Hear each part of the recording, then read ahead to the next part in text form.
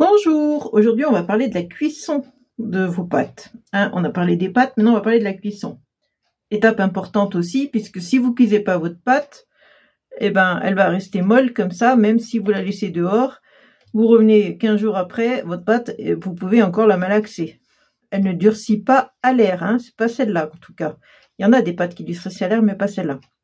Donc, évidemment, il va falloir les faire cuire pour qu'elles deviennent comme ça, dur.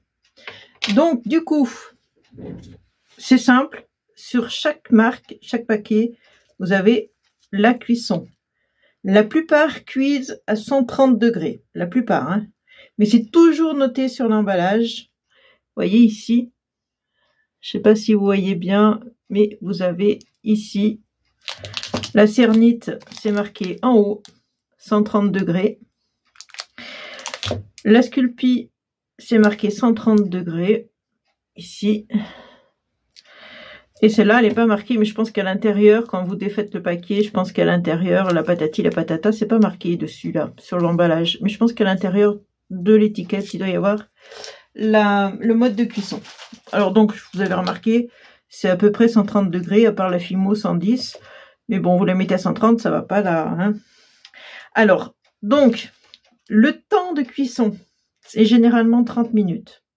Vous voyez, ici, vous avez combien? Ah oui, ils ne mettent pas. Mais de toute façon, c'est 30 minutes. C'est généralement toujours 30 minutes. 30 minutes et 30 minutes. 15 à 30 minutes. Voilà, donc généralement, c'est 130 degrés à peu près, une moyenne, avec 30 minutes à chaque fois. Bien sûr, il existe des exceptions. Comme pour la pâte Catoclé, je ne sais pas si j'en ai là, non j'en ai pas, qui elle cuit à 150 degrés, mais j'en ai pas, c'est une pâte qu'on n'achète pas trop. Les pâtes translucides et la blanche opaque se cuisent à 120 degrés, sinon elle change de couleur, donc vous faites attention quand vous utilisez de la pâte transparente là. Voilà, l'avantage aussi qui est très important, c'est qu'on peut les cuire plusieurs fois. C'est-à-dire vous faites quelque chose, par exemple là vous voyez j'ai commencé, j'ai fait une orange, voilà, avec des pelures, j'ai pas fini, je l'ai déjà cuit, c'est cuit, c'est dur, donc je peux les refaire cuire, les repasser au four plein de fois, plein de fois. Par exemple là je vois j'ai un petit canard, je crois que j'avais fait en plusieurs fois, parce que ça je voulais le faire après pour que ça tienne tout seul, donc je l'ai fait en plusieurs fois. Mais vous voyez, ça bouge pas, c'est pareil, ça gêne pas, Vous pouvez y aller, Vous pouvez la cuire plein de fois. Alors, autre chose aussi qui est très important, c'est que quand vous faites cuire vos objets, enfin vos créations, vous les mettez... Alors moi j'ai une vieille plaque de pâtisserie qui est abîmée. Donc du coup je l'ai gardée pour faire... vous voyez là, elle est vraiment abîmée là d'ailleurs. Je l'ai gardée pour faire mes cuissons. C'est quand vous faites cuire, remplissez la plaque. Faites pas cuire pour un objet.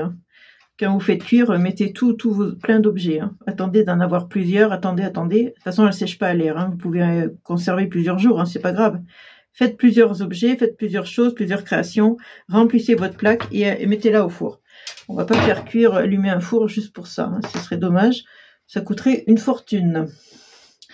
Donc, ça c'est très important. Alors, attention aussi qu'elles ne se touchent pas entre elles, sinon elles se collent. Quand vous les placez sur votre plaque, on va reprendre ce que je vous ai montré, je vais mettre ça, par exemple je vais faire cuire ça, je vais faire cuire ça, et je fais attention à ce qu'elles ne soient pas collées comme ça, ou comme ça, sinon elles se collent entre elles. Ça se soude. Détachez-les bien quand même, laissez quand même un bon espace pour qu'elles ne soient pas collées, d'accord?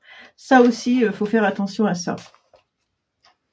Donc le plateau, il doit servir qu'à ça, c'est-à-dire que moi ce plateau, j'en ai acheté un autre pour ma pâtisserie, mais celui-là, il me sert que pour la Fimo. Il reste dans mon atelier, d'ailleurs celui-là, je ne le mets pas dans la cuisine, parce que sinon mon mari le prendrait. Donc je le laisse dans l'atelier, c'est vraiment le plateau qui ne me sert qu'à ça. C'est comme quand on va parler d'autres outils, vous verrez, quand vous faites de la pâte polymère, les outils doivent rester que pour ça, pas pour autre chose. Voilà. Après, une fois que vous avez fini de cuire, laissez le four ouvert et aéré.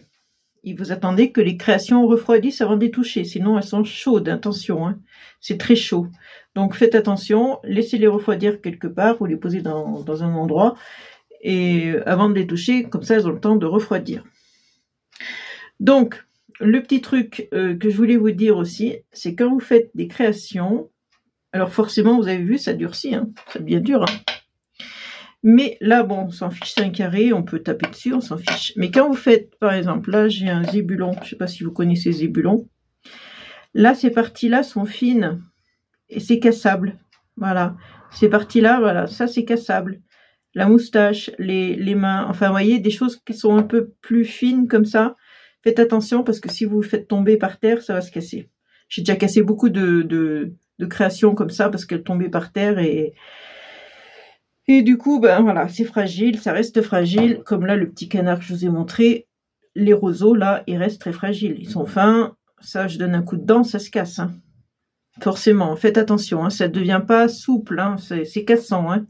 Donc faites bien attention à ça quand vous faites des choses. Quand c'est des choses qui sont très fines, et ben faites attention. Ou alors faites que des grosses choses épaisses. Ah, pourquoi pas, hein. Bon, voilà, c'est tout ce que j'avais à vous dire pour la cuisson. Si vous avez des questions, bah, je pourrais répondre peut-être ou pas. Mettez-les dans les commentaires et je verrai tout ça. Voilà, voilà, bisous, bisous.